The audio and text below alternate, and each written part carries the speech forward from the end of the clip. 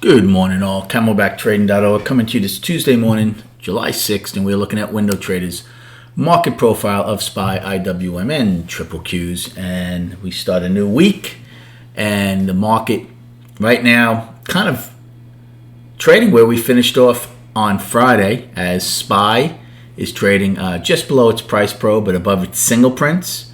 Russell at the bottom of its range from Friday when they had their B shape, and triple Qs already have put in a new all-time high here in the pre-market. Remember, they went out with a trend day late.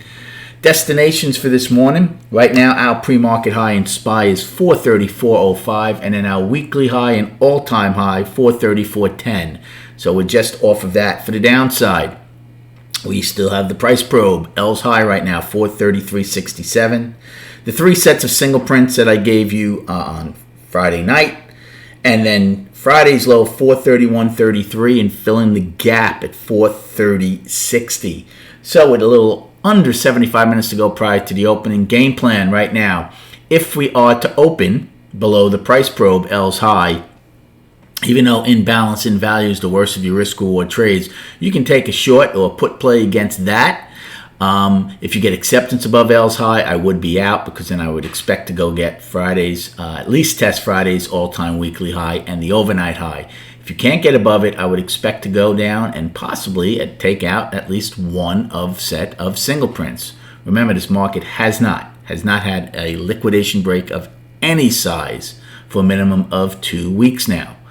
As far as a call play, if you are to pull back, see what kind of tempo, see what kind of volume. Do we hold any of the single prints? If you do, then and the tape is off, you could take a call play. But I would wait to see if they want to at least fill one or two of these single prints before I would take a call play if we are to push down in the next 75 minutes. If we open above L's high and or Friday's high, then I'd be looking for call plays like we did all last week. And then, on the chart, so here's the weekly. We talked about we're finally getting distance away, right? The monthly, we know we're getting 9 months, one time framing up. Weekly, it's now 2 weeks coming into this week. 2 weeks ago, we started getting distance away. Last week, we certainly did. Now, for the bulls, they want to take out last week's high and continue to get distance away from previous highs. Now, and the daily, remember the gap is our main focus. From Friday, we are one time framing up now for 10 days.